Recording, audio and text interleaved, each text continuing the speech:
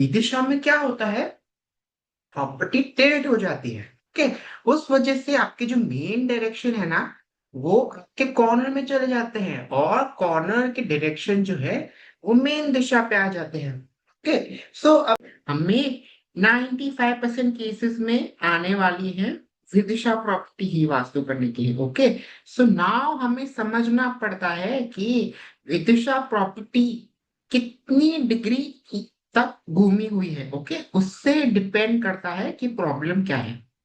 So now let simplify it for you कि 0 से 25 degree तक टिल्ट होगा ना तो छोटा प्रॉब्लम है, yes it will need remedy, but yes the problem is manageable. 24 से 40 डिग्री जब होता है पर्टिकुलरली, तो that is a big problem. And 40 से 50 होता है तो वो भी एक एवरेज लेवल का प्रॉब्लम है। ओके, यस प्रॉब्लम तो हर एक डिग्री में भी में समझने की जरूरत है कि व्हाट डज इट मीन। क्या मैं ऐसा कह सकता हूँ कि north east is water element, south east is fire element, southwest is earth element and north west is air element? क्या मैं ऐसा बोल सकता हूँ? क्या मैं ऐसा बोल सकता हूँ? तो इन अदर वर्ड्स, ये वाली जो प्रॉपर्टी है, ओके, इसमें फायर एंड विंड एनर्जी ज्यादा हो गई, करेक्ट। एंड ये वाली जो प्रॉपर्टी है तो इसमें वाटर एंड अर्थ एलिमेंट ज्यादा हो गया, करेक्ट। सो अभी आप लोग मुझे बताओ कि इन दोनों में से कौन सी प्रॉपर्टी बेटर लगती है आपको? ऑफ कोर्स आप लोग सन का भी आप समझ सकते हैं कि हमें मैक्सिमम सनलाइट कहाँ चाहिए होती है। क्या मुझे नॉर्थ से लेके ईस्ट दिशा में मुझे हाईएस्ट सनलाइट चाहिए होती है, करेक्ट। एंड हम लोग साउथ ईस्ट से लेकर साउथ वेस्ट तक के हम सन को हम लोग मार्क करते हैं, हम लोग ब्लॉक करने की ट्राई करते हैं। तो अभी आप लोग मुझे बताइए बेस्ड ऑन दिस इंफॉर्मेशन कि ये वाली प्रॉपर्टी का वाटर एंड अर्थ जोन ज्यादा स्ट्रांग है एंड इसका विंड और फायर ज्यादा है, तो आप लोगों को क्या लगता है विच इज बेटर? कि दोनों सेम है, दोनों है तो विदिशा प्रॉपर्टी, करेक्ट, बट क्या दोनों सेम है? What do you think is easier to handle? अगर south east and south west ज्यादा पार्ट होगा ना तो वो फायर एंड विंड एनर्जी को बढ़ा देगा। ऐसी प्रॉपर्टी में बैलेंसिंग करना बिकम्स वेरी वेरी डिफिकल्ट। सो आपको देखना है दो चीजें कि प्रॉपर्टी कितनी टिल्टेड है। ओके, सो 25 तक तो वी नो के मैनेजेबल है, 40 के बाद भी थोड़ा बहुत मैनेजेबल है। जो मेन प्रॉब्लम आएगी ना वो 25 से 40 डिग्री के बीच में आएगी, ठीक है। एंड ऑल्सो आपको देखना है कि नॉर्थ ईस्ट साउथ वेस्ट बड़ा है तो that is great, south east and north west बड़ा है तो वो होगी प्रॉब्लम टू बैलेंस। क्या ये कॉन्सेप्ट समझ पा रहे हैं आप लोग? अब ऑब्वियसली हमको रेमेडी चाहिए, तो क्या रेमेडी करेंगे?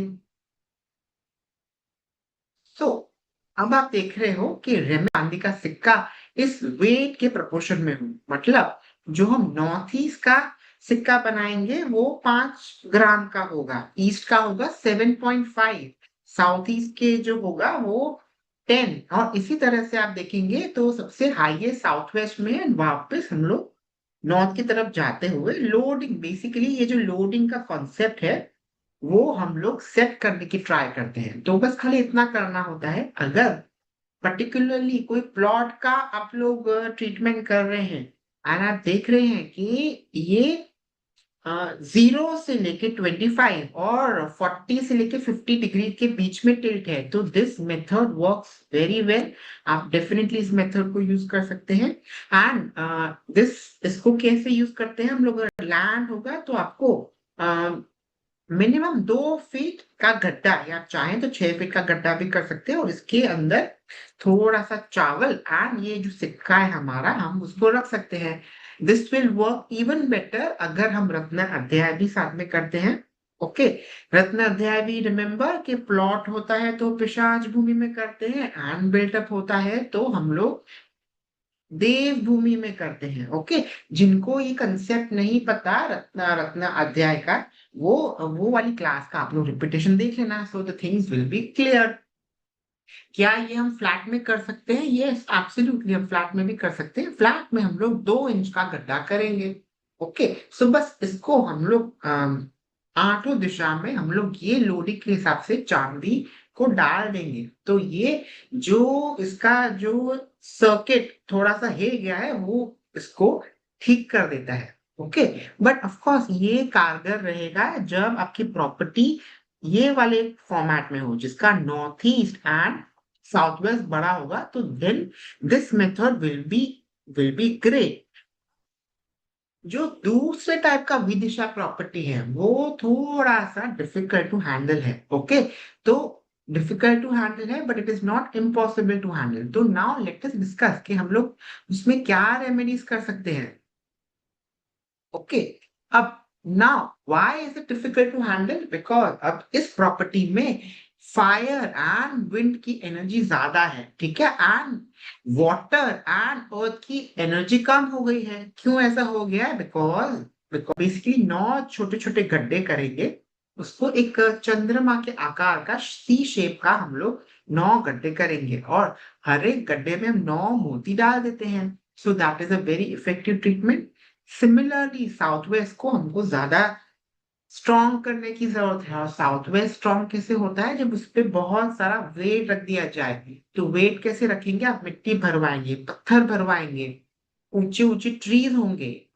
सो नौ पुखराज को आप यूज कर सकते हो। ये दोनों चीज को करना इज वेरी वेरी इंपॉर्टेंट। साथ ही आप लोग सेंटर को चार्ज करेंगे। ऑब्वियसली हम ऐसे केस में सेंटर का इम्पोर्टेंस बहुत बढ़ जाता है। एंड सेंटर में भी नो कि हमने कई सारी रेमेडीज पढ़ी है। लोग कम से कम 3 रूबी एंड गोल्ड का कमल अगर आप डलवा सके, गोल्ड गोल्ड का कमल जो हमने पढ़ा था ना, जो हमने पढ़ा था सारा का सारा, वी हैव ऑलरेडी स्टडीड गर्भ विन्यास में, हमने सारे के सारे तरीके डिटेल में समझे हैं। ब्रह्मना भी या मंजूषा भी कर सकते हैं। ओके, एक तरीका है इसको सॉल्व करने का है कि ये प्रॉब्लम है तो हम इस प्रॉपर्टी को कट कर दें। सो बेसिकली ये प्रॉपर्टी जो थी इसके, अगर आपको लग रहा है कि ज्यादा है तो इससे आप इसको प्रॉपर्टी को बीच में से कट कर सकते हैं। अब ऐसा करने से ये प्रॉपर्टी सिमेट्रिक हो जाएगी। इसके सारे के सारे जो जो कॉर्नर ये चार्ज थे, अब कंपेयर टू दिस वन, इस केस में इजीली सॉल्व हो जाता है। तो आई होप आप लोग ये कंसेप्ट को अच्छी से समझ गए हैं। कि कोई इस पर्टिकुलर कंटेक्स्ट में कोई डाउट या